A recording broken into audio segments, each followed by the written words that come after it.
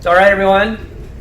Well, thank you for coming to this week's Compass seminar. The reason we're here today is because the dean, Ronnie Absar, gets asked by the university administration to basically tell them what to do about hurricanes. This past season, he was trying to figure out what to tell them, and he was looking at the very famous Tropical Tidbits website, and I guess he sent an email and got a reply. And the dean was so impressed by the reply that he sent me an email and said, give that guy a seminar. So it's sort of like, say, if the president told the DOJ to change the sentence. Hypothetically.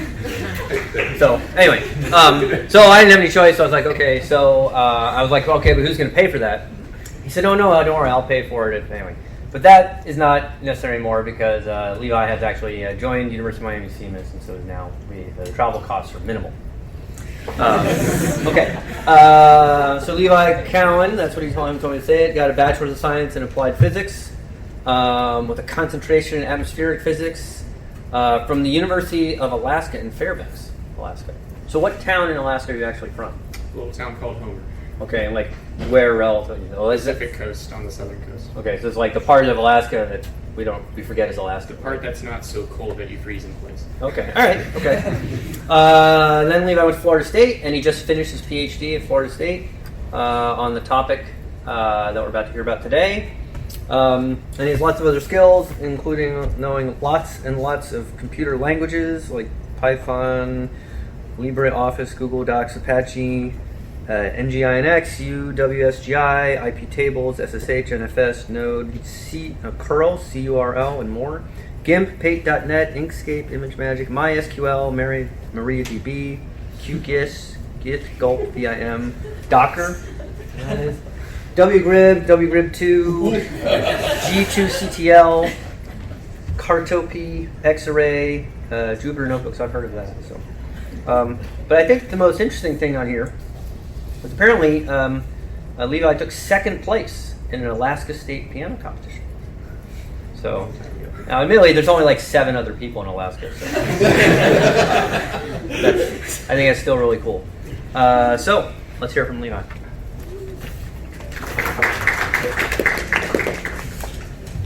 Thank you very much, Dr. Nolan, and thank you all for being here very much. I'm going to talk today about a part of my PhD work that I did at FSU with Bob Hart on Atlantic TC interactions with upper tropospheric jets, how to identify those jets, what their climatology is like, and how they modulate TC intensity.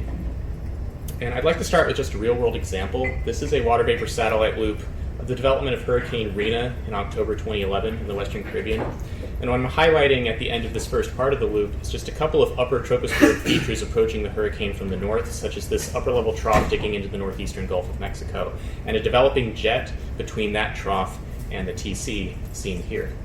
And as I go to the second part of the loop, we'll see Rina develop rapidly, and eye pops out for a time, and it reaches a maximum intensity of 100 knots southwest of the Cayman Islands.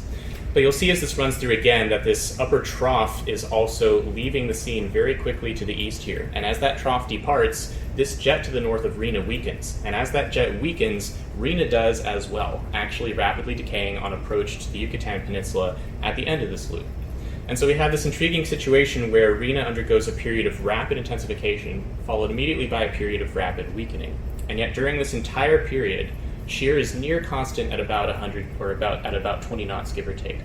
And we normally think of shear as the primary governing influence of TC intensity when other things like SST are equal. And yet here, it suggests that something other than shear, to do with the interaction with these baroclinic features, is playing a primary role in governing Rina's intensity. And it reminds us that shear is far from the only process at work when TCs interact with their upper tropospheric environments. And it's worth reviewing briefly some of these processes that can occur, just using Rina as a background example here. It all starts with the fact that the TC alpha layer is a region of low inertial stability, which allows strong asymmetries to form in the flow and baroclinic features to influence the vortex even from great distances. Among the most conspicuous of these influences is, of course, vertical shear, mostly a negative impact on TC intensity, and often imposed by jets, which are typically regions of geostrophic shear by definition. But there are also processes that can lead to a positive impact on TC intensity, such as baroclinic forcing that can result from PV advection, for instance, which can cause synoptic scale ascent in the quasi-geostrophic framework. And that forcing can occasionally overlap, at least partially, with the TC secondary circulation, enhancing vertical mass fluxes and convection within the TC core. And this process has been shown to be important for TC genesis in some studies, for instance. We also get eddy fluxes of angular momentum into and out of the outflow layer, normally taking the form of anticyclonic momentum being advected outward by outflow jets, preferentially at the outflow level, but not so much at levels beneath this. And that vertical gradient of momentum export can lead to a response that spins up the vortex from a balanced vortex point of view if all else is equal, which is usually a bad assumption. We can also get jet dynamics at play. For example, low inertial stability pathways can be created through outflow channels that allow mass to be easily exhausted from the TC. And like any mid-latitude jet streak, the jet streaks that often form in these outflow channels, that flow acceleration necessitates an ageostrophic component of the flow that can lead to an enhancement of the TC outflow on the anticyclonic shear side of that jet streak. And that can enhance the TC outflow and divergence above the TC core. Similarly, the outflow can influence the jet the other way, where the outflow may impinge upon the background baroclinic gradient, shown here in dashed yellow. These PV contours can be tightened, and that frontogenesis can lead to an acceleration of the flow and a strengthening of the jet streak. Stronger jet streak could lead to stronger ageostrophic flow and strengthen the TC outflow more, and you can thereby get a cooperative interaction between the two, where the TC outflow and the jet streak can amplify each other. And this can, in some cases, be a favorable impact on the TC's intensity. So we have a lot of processes that can occur, and many of them also often occur simultaneously. It's normally a battle between the negative impact of shear, as these troughs and jets approach the TC, and the positive impacts that can result from baroclinic forcing and enhancement of convection, etc. Now, prior work in this area has primarily focused on the interactions of TCs with upper-level troughs or PV anomalies specifically. Here's just a few of the pieces of work that have been done. And we've had a lot of work to do with eddy momentum fluxes and PV anomalies specifically. And these have all generated useful pieces to the puzzle of how TCs respond to this kind of forcing. And some general conclusions we've had is that A, shear is often simultaneous with the effects of things like eddy fluxes and baroclinic forcing, as I mentioned, which can make these situations difficult to predict. And things like Michael Fisher's study recently have shown that certain configurations like cutoff flows to the southwest of a TC are more favorable for rapid intensification than other configurations. But there are still many pieces left to find, and it has been difficult in prior work to find consistent distinctions that show up time and again between favorable and unfavorable interactions. And there's still more pieces to find. So in this work, we're going to try to take a different perspective on these interactions. In addition, the trough perspective, while very useful, has some limitations to it. For example, most studies don't discriminate very much between different types and configurations of environmental flow.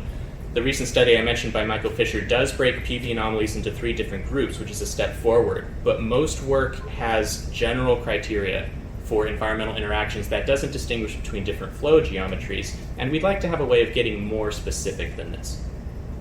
And this is difficult because using, say, PV is hard for you doing this task. I could illustrate this schematically by saying if we have a TC here in an upper level trough to the northwest with an associated positive PV anomaly, you can imagine that the anomalous component of the flow is just counterclockwise around this PV anomaly, which of course it is, but the actual flow, not the anomalous flow, is actually characterized by this broad curving jet between the TC outflow and the trough. And it's actually rather difficult to describe this flow using just knowledge of the orange blob alone.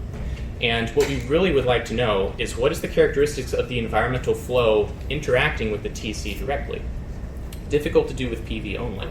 And there's a lot of diversity in the kinds of TC environments that can occur. You can have all sorts of flow shapes and spatial characteristics around a TC. It turns out that jets are really ideal for this purpose. They typically lie along the interface of the TC outflow and the environment. For example, here, you would normally have the TC outflow expanding outward, and the jet acts like an inertial barrier, and the outflow doesn't get much beyond the jet axis. But this jet axis is paralleling the primary deep tropospheric baroclinic gradient, which is where a lot of the relevant dynamics are happening. And so this is actually the part of the flow that may be most relevant, in a sense, to these TC environment interactions. And if you know a lot about this jet axis in black, you get a lot of information about the flow for free, such as the flow direction, the flow magnitude, its shape. You get a lot of that very succinctly if you know something about this jet axis and its characteristics. In addition, identification and analysis of jets near TCs hasn't really been done before, and so we're going to do that here in this talk. This is also motivated strongly by the fact that we all want intensity forecasts for TCs to get better. And they're especially challenging when jets are nearby and the TC does something other than weakening. We normally expect the jet to increase shear and the TC to weaken. That's what normally happens. And we can see here on a plot of NHC forecast error difference from climatology, where here 0 means an average skill forecast. If a jet is nearby but the TC does not intensify, which is what normally happens, we actually have better forecasts slightly than average, because these forecasts are for things that we expect to happen. The TC does not like being near a zone of shear. But as soon as the TC intensifies instead, we start to get larger errors than average, and especially at shorter lead times. And this gets even worse for RI, where we have a near doubling of the climatological error at lead times shorter than 48 hours. And this is especially sensitive for issues of life and property. We need forecasts to be good, especially in short range. And again, this is rarer. The TC normally doesn't intensify especially rapidly when it's facing increasing shear from an approaching jet, and forecasts are anomalously worse. And so this motivates us to understand the distinction between these cases that intensify versus those that don't. So this talk will address two broad categories of questions and problems, one of which is primarily methodological, such as how to identify jets, and cluster them into similar groups so that we can analyze the different kinds of geometries that occur, and how to select subsets of samples that are most relevant to the analyses we want to perform. We're also going to have to decide how to assess the TC intensity response and how to avoid sampling biases that can commonly occur in such analyses. The second category is that of physical questions, such as what is the climatology of jets near TCs? Again, this is going to be a brand new data set, and we're going to spend some time exploring that to see what we can learn, as well as what kind of insights jets could provide that the trough perspective does not, since that's been the primary focus of prior work. And of course, how could TC intensity be modulated by these environmental interactions, the continuing question that all prior work and this work is trying to address. So the data we're using here is fairly standard, best tracked data for a 37-year period, 1979 to 2015, and we take TC-centered gridded data from ERA-Interim reanalysis, and we take all points that are not over land, subtropical, or extratropical, and only of tropical storm intensity or stronger. And this results in about 7,000 samples at 6-hourly resolution for over 400 storms. And you can see the distribution of data we get here. It covers the basin quite well, color-coded here by intensification rate. And so we have a wide sample of data across the basin. Now, there's one more prerequisite before we can actually do some analysis, and that is defining how we're going to measure TC intensity change for a lot of our analyses. Now, we could just use raw intensity change, which I've plotted the spatial climatology for here on the right, where the average 24-hour intensity change in orange is positive, meaning intensifying TCs are the norm in the tropics, which you'd expect because conditions are more favorable there on average, and then in the north, where they're less favorable, blue colors indicate that TCs weaken on average. And we expect this meridional gradient to exist, but it can lead to a spatial sampling bias, where if you're doing composites, a lot of your intensifying cases end up in one part of the basin, and a lot of your weakening cases end up in another. And then you're sampling different kinds of TC environments in each sample. In addition to that, what we really are after here is how does the presence of a jet modify the statistics of TC intensity change? How is the expected value of intensification rate changed by the presence or different type of jet that's nearby? That's what we really want. So we kind of want the difference from the climatology of this. And that's what I just said. In addition to the climatology, to represent the climatology, we use a second-order least squares model that has been used before for models like Shear and TC intensity climatology. We developed something similar to that to represent the climatology as a function of not only latitude and longitude, but sea surface temperature, and in this case, age of the TC. Turns out to be the best parameters after testing an extensive set of them using prior methodology. And we can plug that in just to compare the spatial structure one-to-one with the observations, and you can see that it reproduces generally well the spatial structure across the Atlantic. And what we can use this for now is a climatology to define an intensity change anomaly or departure from the expected value. And that's what we'll use for many of the analyses that follow here. We can see what this does to our data distribution. Here's the original on the left, showing our dots color-coded by intensity change, where red is intensifying mostly to the south, blue is weakening mostly to the north. But when we use intensity change anomaly instead, we end up getting a much more homogeneous distribution of red and blue dots. So you can see that some of that spatial sampling bias is being removed, which is something we wanted to see. Okay, so now we have some data defined. We'd like to identify jets in the upper troposphere. And the way we do this is through the development of an algorithm that traces jets in 200 millibar flow in 2 dimensions. And there's too much that goes into this to describe it in detail, except that it roughly follows the cross-flow wind speed maximum within a certain tolerance, because jets do not follow the local streamline precisely. So we have to allow them to depart a little bit from that. And details on this will be coming out in an NWR paper soon for those who are interested. The algorithm does struggle with some edge cases, such as jets that merge together, or very wide belts of flow that may not even truly be jets, but that the tracer has a hard time following. These tend to be fairly rare in the data set, and the vast majority of cases are handled quite well.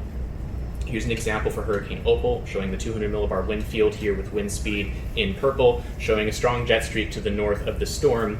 And our algorithm traces this quite well, showing not only this jet, but a couple of others to the north and east. And we see this yellow segment of the jet axis indicating the region where the flow is accelerating in this entrance region of the jet streak. And we'll be using these entrance regions a lot because that's where a lot of the relevant dynamics are occurring associated with that accelerating flow.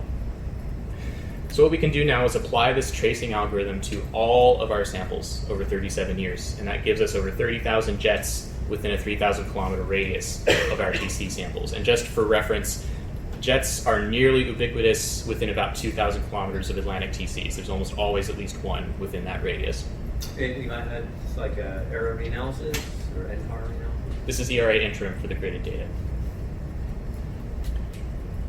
So if we just look at the general climatology of the jet data set, we can just plot a frequency diagram of where these jets are occurring. And this shows here that in brighter orange and yellow, jets are more common poleward of the TC than they are on the southern side. And this, of course, makes sense because most Atlantic TCs are found south of the polar jet.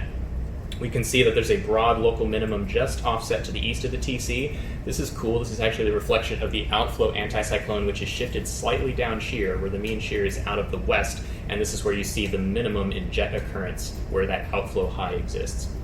We also see this corridor in yellow where jets are most common within about 1,000 kilometers of the TC. And we can understand better why this is the case if we look at the distribution of entrance regions only, those segments of accelerating flow, the starts of the jet streaks, where we have an even more pronounced local maximum showing up within that location. And this is fascinating because it makes a lot of sense when you realize that this is where the TC outflow is acting on the background baroclinic gradient, shown here in dashed green, tightening the PV contours and inducing flow acceleration and the preferential generation of jets in this location. And so this explains why we see a strong maximum in jet occurrence poleward of the TC, which we've seen in other work. We talk about jet amplification downstream in Heather Archambault's work and others. That's where this is coming from, and it's showing up in the climatology, which is really cool. And we can measure this downstream acceleration directly across the data set by looking at the point where the jet approaches the TC the closest, and then looking at a point downstream, say 1,000 kilometers downstream, and see how the wind speed distribution changes. That's what I'm showing in the box plot on the right, where this point here on the x-axis is that point of closest approach right here. And then we could go 1,000 kilometers downstream corresponding to this spot, and you can see it's a wide box plot with variance, but the mean is a 15 knot acceleration relative to the point of closest approach, indicating that the wind speed is increasing downstream of the TC, and this is a robust signal that shows up across the data set. So that's how the TC can affect the jet, but remember the jet can also affect the TC. And what I'm showing here are composites of 200 millibar flow when entrance regions are present on the left and when they're not present on the right within a radius of about 1,000 kilometers. And what I've done is I've rotated each sample so that the jet lies along this black arrow, so that this is a jet-aligned composite. And the 200 millibar wind speed, you can see the jet streaks show up quite well here with acceleration, as you would expect when entrance regions are there, and you see much less of it when the entrance regions are not present, but a jet still is. If we put the divergence field on top of this at 200 millibars, you can see the expansive area of divergence within 500 to 1,000 kilometers of the TC, exactly where you'd expect it to be on the anticyclonic shear side of this jet axis. Without entrance regions, there's much less divergence. There's still some, because TC outflow is divergent by definition, but it's much less because there's no flow acceleration and not much a geostrophic component of the large-scale flow there. But how do we know that this is actually the jet and not some difference in the TC samples? Well, you can overlay here a metric of the baroclinic forcing. Here we're just using Q-vector convergence in the mid-troposphere, which is proportional to ascent in the QG framework. And we see that it aligns quite well with the actual divergence field when entrance regions are present, and we see much weaker baroclinic forcing when they are not, indicating that this is indeed the jet changing the divergence field here. And this can be shown directly in the reanalysis data as well. We can see through vertical cross-sections that pass through the TC and the jet simultaneously how the secondary circulation of the TC is affected. So here, the jet is shown in gray contours with the core at about 200 millibars where you'd expect it to be. And the jet is coming at you out of the screen. And so with entrance regions here on the left, the jet is accelerating towards you. And the TC lies along x equals 0, and you can see the moist convective core in green, showing the relative humidity field. And the red dashed contours indicate the vertical motion as diagnosed by ERA-Interim reanalysis. And what we can do now is compare. This composite on the left is with entrance regions. We can compare these red contours to the plot on the right when entrance regions are not present. And what you'll notice is that with entrance regions, there's more of these contours, and they're more expansive on the jet side of the TC, indicating stronger ascent and expanding more toward the jet core. And this makes a lot of sense when you realize that this jet core accelerating at you out of the page, the ageostrophic transverse circulation that results consists of ascent on the radially inward side, outflow aloft, subsidence outward of that, and then completing the circuit. And this transverse circulation constructively superimposes with the TC secondary circulation, strengthening the vertical mass flux in the TC core.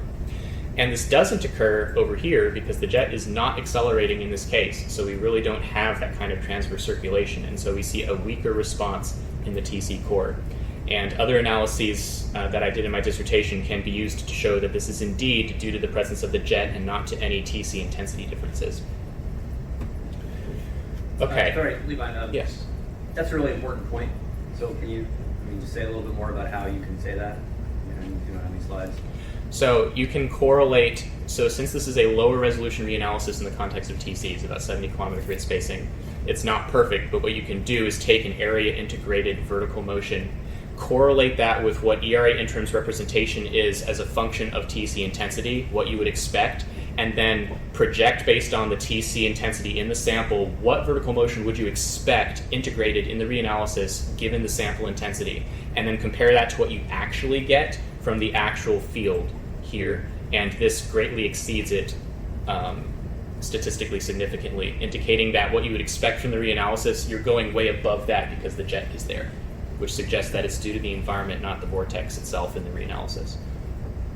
That's basically, yeah. I don't know if that answers your question, but so what we've heard so far is that jets are most common poleward of TC, as you'd kind of expect, and they tend to enhance dynamic forcing near the TC. And what we're going to do next is explore a little bit how the jets are distributed and oriented around TCs. And a great way to do this is through clustering. And in order to do clustering, we need a way of defining how different two jets are.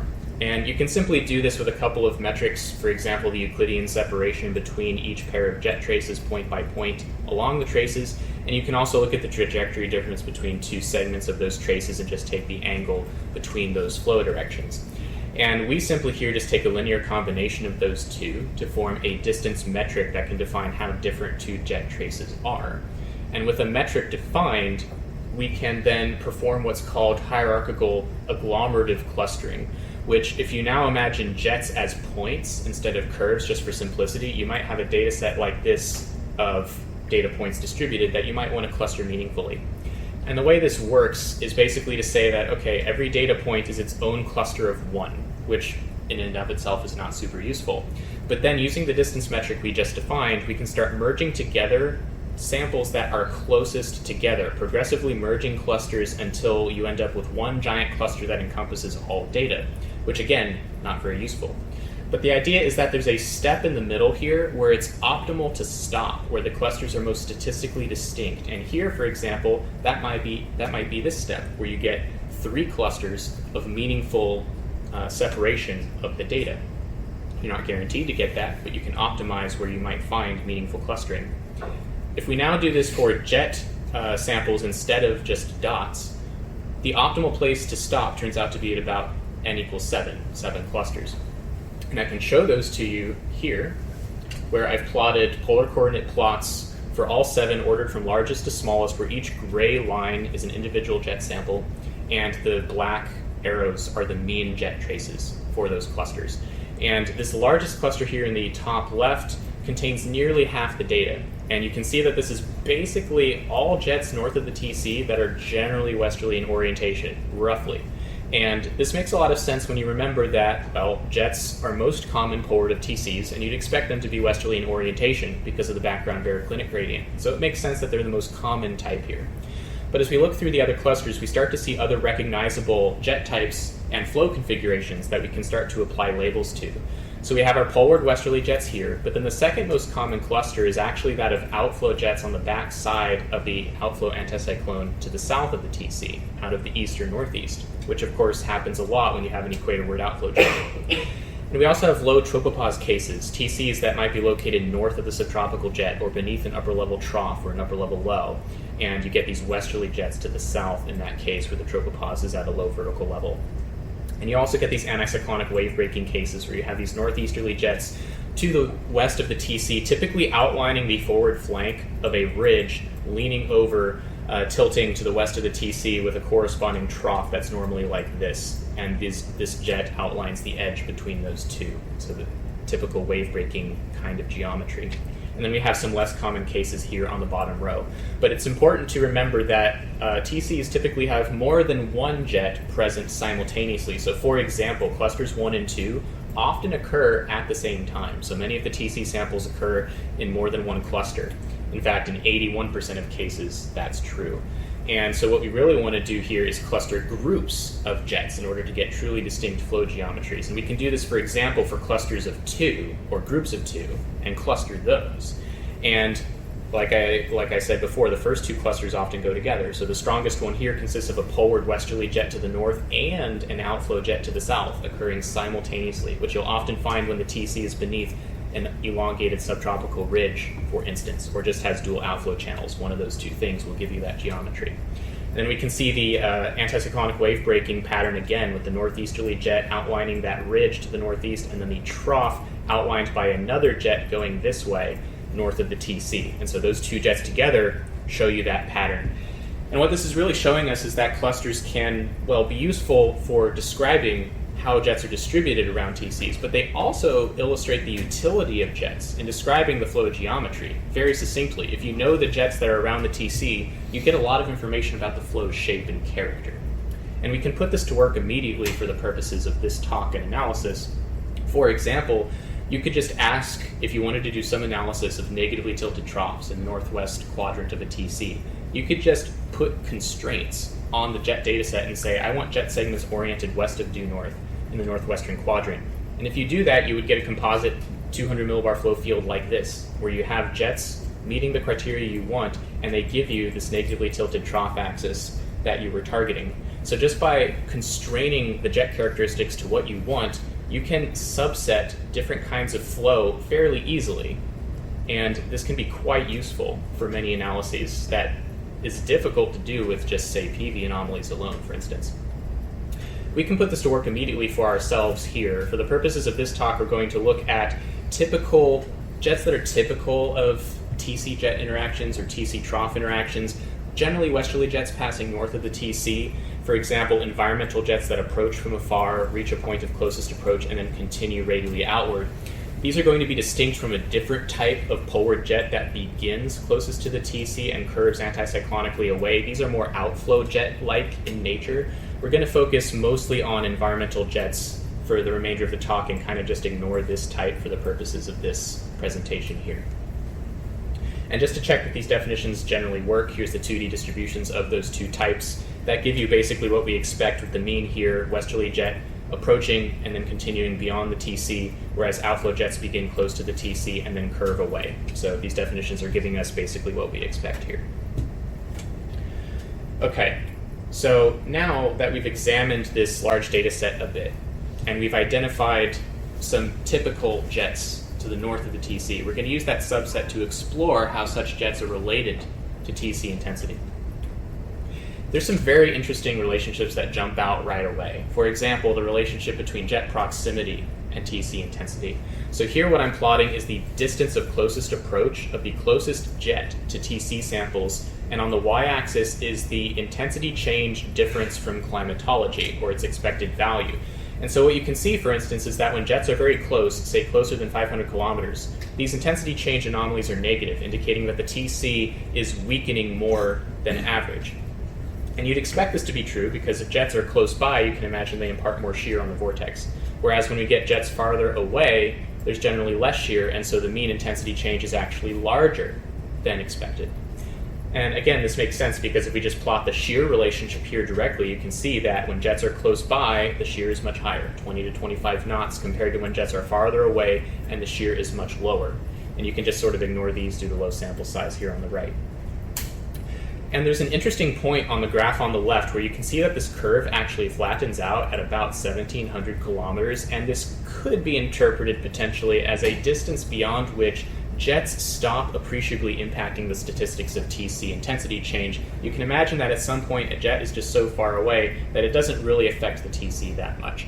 And this data set seems to suggest that that radius might be 1,700 kilometers, though it's hard to pin down because we do have low sample sizes in these more distant bins. But it is an interesting observation to see in this particular data set.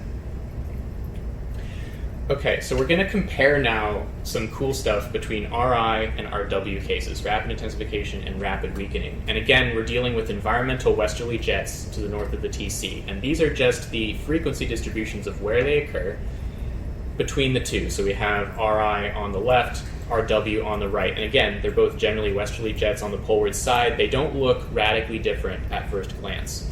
What we can do, though, is take the difference between the left plot and the right plot, and we'll get this difference plot in frequency where red here indicates that jets are more common in RI cases, and blue indicates that jets are less common in intensifying cases. And this dipole that shows up here is quite distinct, indicating that there's a stark northward shift in the placement of jets during intensifying cases. And this makes a lot of sense, again, because of the relationship we just showed with shear, where if jets are closer, you get more shear, intensification is less likely. So to have the jets more distant makes sense. But it's a little bit more subtle than just the jet distance and shear relationship. If we plot the frequency distribution of entrance regions only, those segments of accelerating flow in the jet streaks, we see this narrow corridor of blue, where entrance regions really don't occur very often during intensifying cases. This implies that they prefer to be more located in the northwestern quadrant and at greater radii during RI. And you can imagine this matters because if you have a southwest to northeast jet streak orientation, remember the dynamic divergence generated by that acceleration is going to be on the anticyclonic shear side on the right-hand side, potentially overlapping the TC core, but only if the orientation and position are such that that's allowed. These contours in green show the divergence difference between RI and RW, where solid contours here indicate that there's more divergence over the TC core during RI cases, and note also in the up shear quadrants. Remember, the mean shear is out of the west-southwest almost always. And so we have more up shear, potentially more symmetric convective distribution implied by this, which prior work has shown is more favorable for allowing the TC to resist the impacts of moderate shear.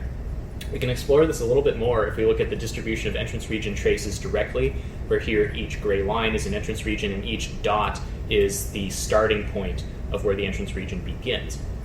And we can see that in RI cases, again, the northeastern quadrant doesn't have a lot of them compared to an RW where you do have a lot occurring, and we see them occurring at greater radii in general here.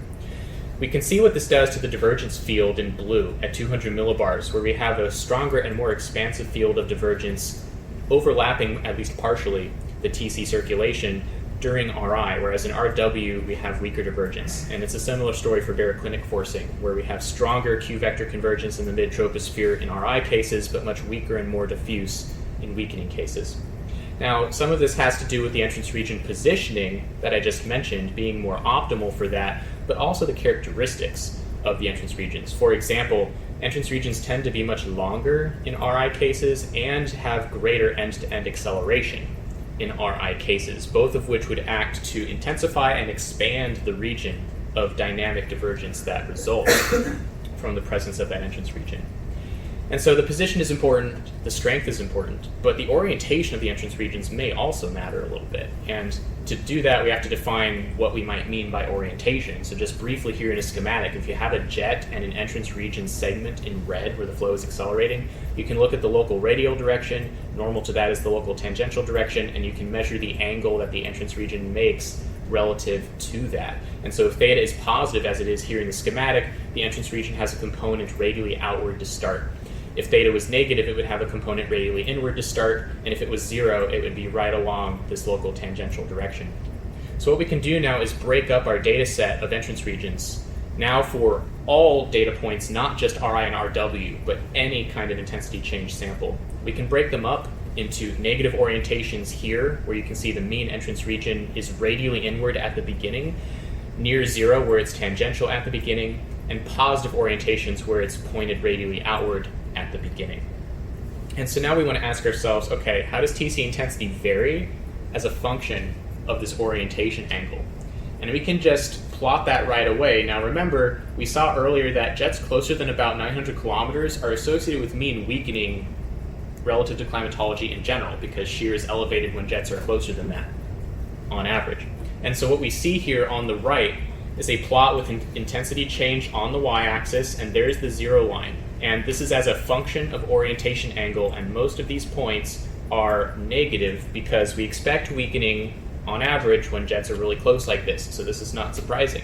But you can see it's not equal everywhere. And in particular, at near 0 orientation angles, we actually don't have mean weakening in the sample. It's actually closer to 0. And this is statistically significantly different from the two groups on its left and right here. And this is interesting. We might ponder, why is this the case? Why are some orientation angles less unfavorable to the TC? It might have something to do with perhaps an optimal balance between the shear and the baroclinic forcing that's occurring. A cursory analysis here that can be done is just plotting the vertical shear in blue and the QG forcing in red as a function of this orientation angle. So this x-axis is the same as the plot above it here. And we're just looking at shear and Q-vector convergence within a certain radius. And we can see that both shear and baroclinic forcing decrease as we go toward the right on the plot. And I've normalized them just for the purpose of comparison here. But they do decrease at slightly different rates, such that in the middle here we get the largest separation between the two. And it's possible that this represents some kind of optimal balance between the two, where the shear is not too high, but the QG forcing hasn't gotten too low either, so that may allow the TC to better resist the impacts of that moderate shear in these cases on average, not always. And again, you can see the average intensity change is near climatology. It's not a huge difference, but it is something subtle about the entrance region orientation that may optimize the placement of baroclinic forcing, and that's kind of interesting to ponder here. Okay, so the last thing we're going to look at is the comparison of how the environment evolves in time between RI cases and RW cases. And here we're showing rapid intensification first, where we're showing 200 millibar PV anomaly in color, 200 millibar wind speed in purple contours, and the black arrows show the irrotational component of the 200 millibar wind, which basically shows you where the outflow is and how strong it is. And so a day and a half before RI begins, we see that the TC is in a pretty quiescent environment here with a large-scale upper-level ridge. There's a negative PV anomaly to the northwest, indicating the absence of any kind of trough near the TC. As we get closer to the time of RI, we see a jet enter the scene here with this core of wind speed maximum that begins approaching the TC from beyond 1,000 kilometers and gets stronger at the time of RI onset. And you can start to see these black arrows as outflow expands poleward to begin interacting with this jet streak that's forming, which then continues to intensify as it approaches the TC with the wind speed maximum getting stronger, and you can see the outflow interacting very strongly with it. We can quantify some of this with some time series, where here we can look at the jet distance from the TC as a function of time, where the time of RI is on this vertical bar on the x-axis, and over time the jet is getting closer to the TC, which you can see from the plots above it. And we can see what this does to the shear, which is moderate and constant until the time of RI and then begins to increase as that jet approaches during the intensification period. But what's really going on here that's more relevant than just the shear is the interaction between the outflow and this jet streak that's developing. We could measure this a little bit by using PV advection by the irrotational wind, or by the outflow, if you will, and more negative values of that advection would indicate stronger interaction with the baroclinic gradient. And over time, you can see that this value is going down, indicating a strengthening interaction between this outflow and the baroclinic zone that is paralleled by the jet here to the north. And what this does to the jet acceleration downstream of the TC is we get an acceleration or strengthening of the jet streak during RI onset and during the continuation of the strengthening period, and more acceleration in that jet streak would mean more dynamic forcing that could potentially constructively interact with the TC outflow. And so we get this cooperative interaction here where the outflow and the jet streak seem to be intensifying in tandem with each other during RI cases. If we contrast that with weakening cases, we see something quite different, where we start off with a jet not far away but already close to the TC. So this is a pre-existing TC-jet pair here, and the jet just gets closer to the TC, even closer than in intensifying cases. And you can see that it is strong here. We have a strong wind speed maximum, and we do have outflow interacting with that jet streak in black arrows here. But immediately following the onset of RW, we see that jet streak begin to weaken here, and we see that PV anomaly in red eroding compared to what it was before, as the diabatic heating from the TC begins to erode the positive PV anomaly that's getting close to the convecting region. And we see that the outflow is becoming suppressed on the poleward side of the TC. And this is more of a destructive interaction, where we see the outflow and the jet streak both losing amplitude over time.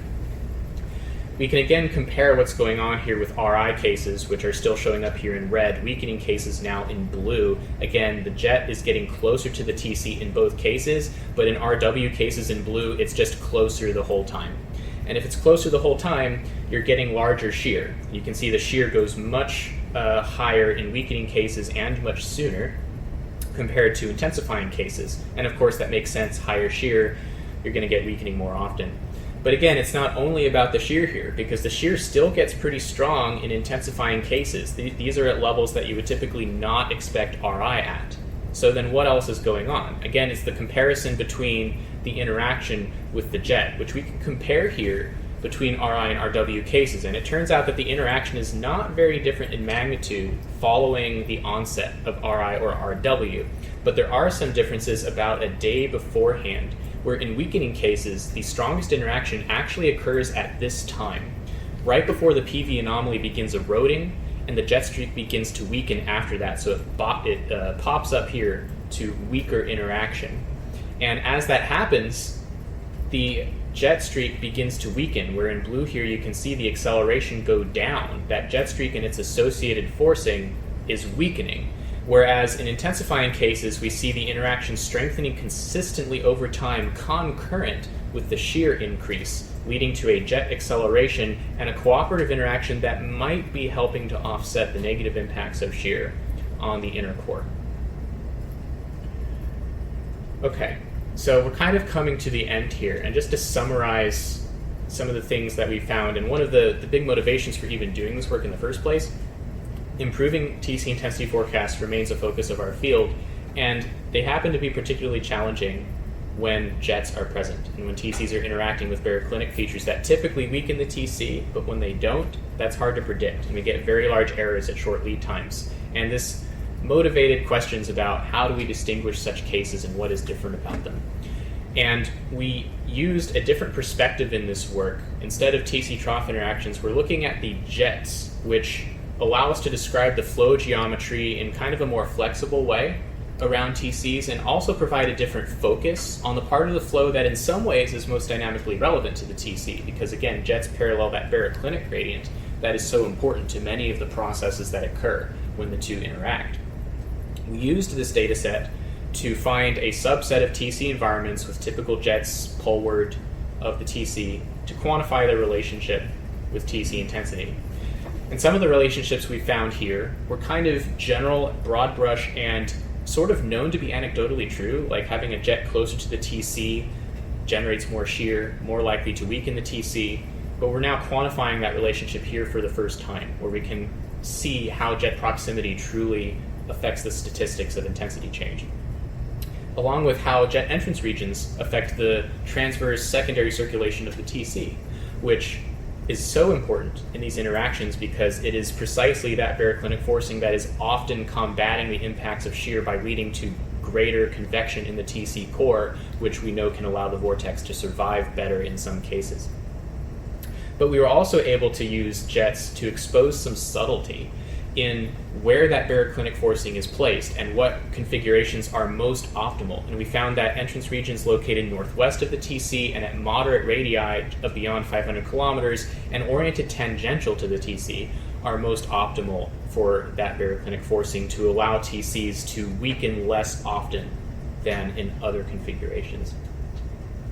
And we looked at the timeline or time evolution of RI versus RW cases, and we found that in RI, we typically see a jet approaching from a great distance, beyond 1,000 kilometers, where a jet streak forms and interacts cooperatively with the outflow, with an entrance region that is aligned optimally for the baroclinic forcing to be at a maximum near the TC core concurrent with the shear increasing, which allows the vortex to resist that increase in shear. And this leads to a divergence field that is more expansive and stronger and expanding into some of the upshear quadrants, which prior work has shown could imply a more symmetric convective distribution that is more resistant to moderate shear.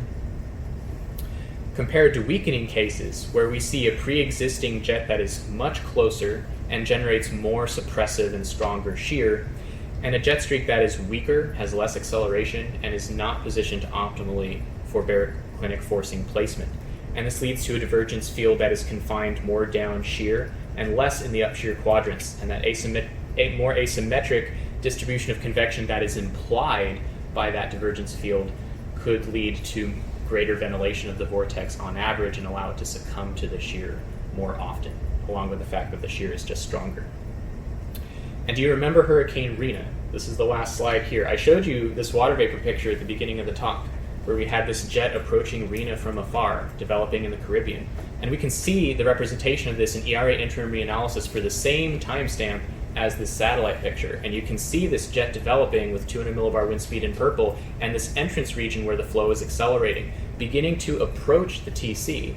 And as it approaches, cooperative interaction occurs, where you can see the flow acceleration intensifying here in a stronger jet streak with an entrance region that is oriented and placed in the way that we found in the composites was most favorable. It's located in the northwestern quadrant, tangential to the TC, and at a moderate radius beyond 500 kilometers. And we can see what that does to the divergence field in orange here, which you can see between the two frames intensifies as that entrance region approaches. And even while shear is increasing during this time, it actually ticks up by 4 knots between these two frames, and yet during this time, Rina is actually rapidly intensifying.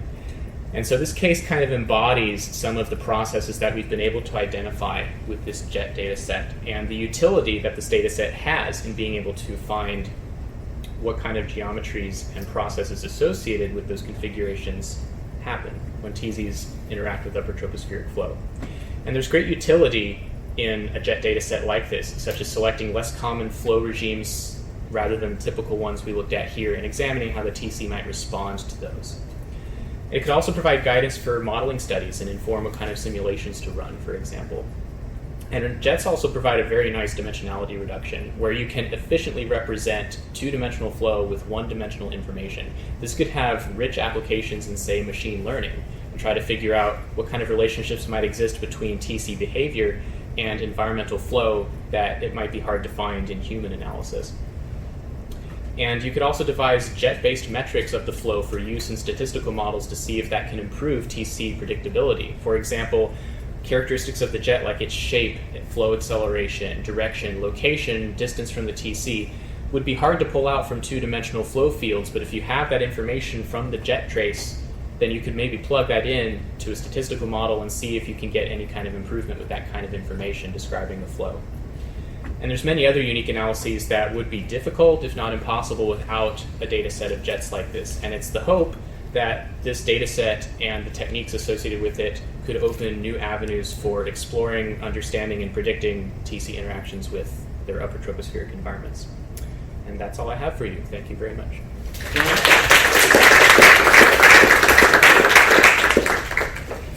Questions?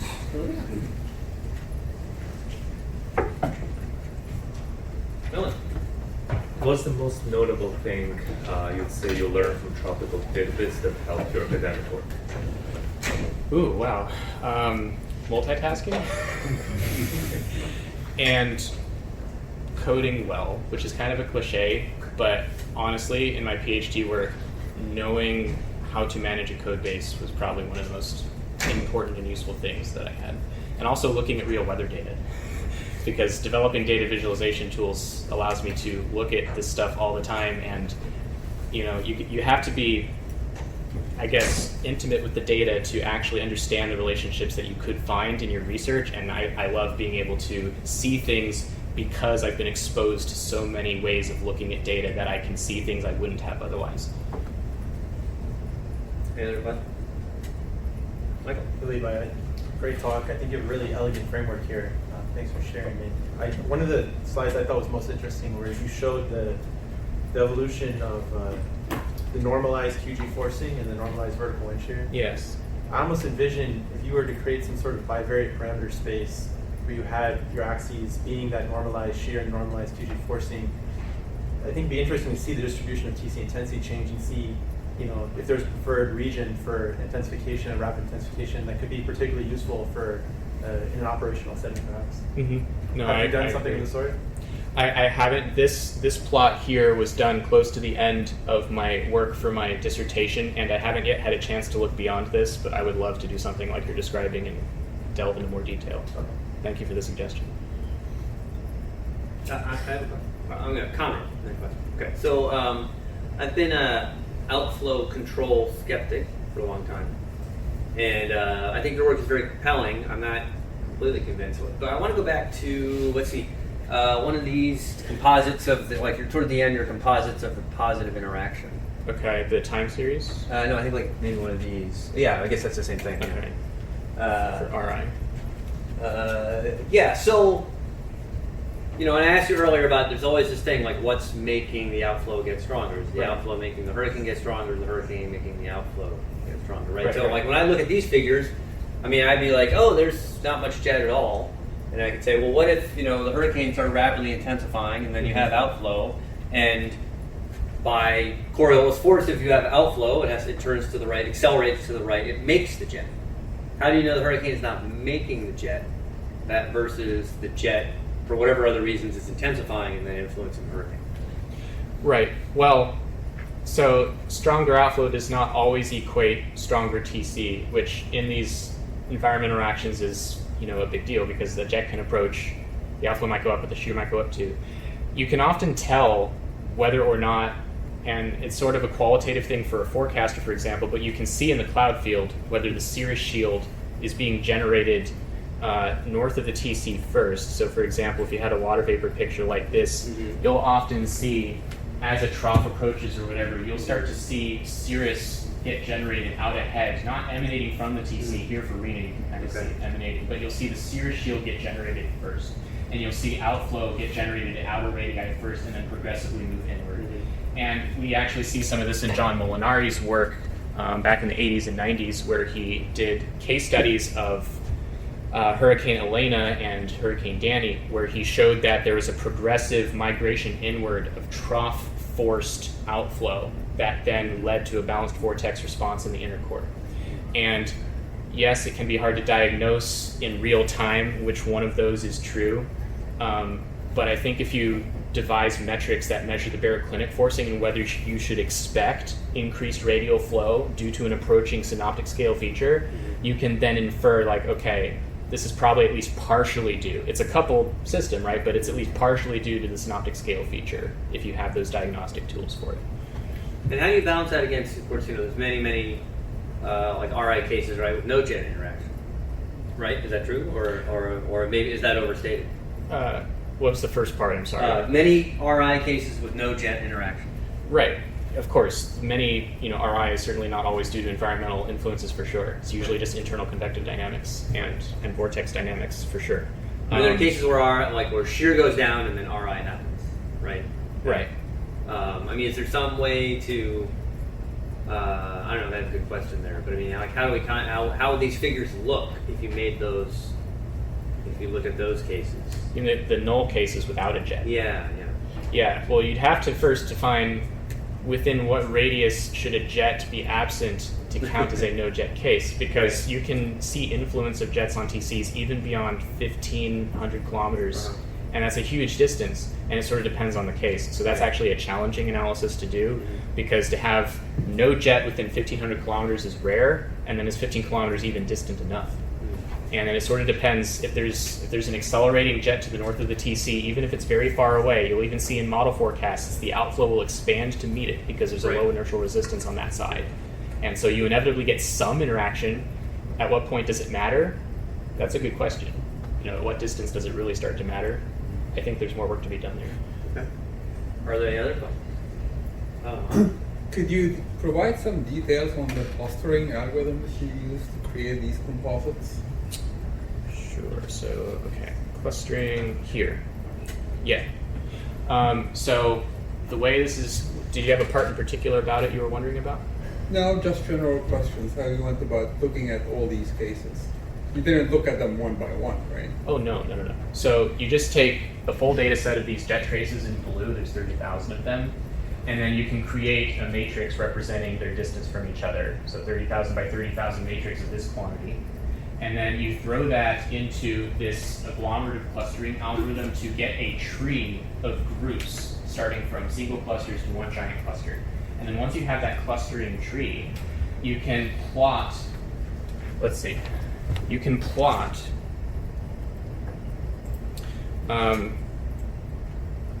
the rate distortion curve, where on the y-axis you'd have the within cluster variance, and then on the x-axis is the number of clusters. And this generally is an exponentially dying curve here, so that if you had uniform data, completely not unclusterable, you would get a very smooth curve like this.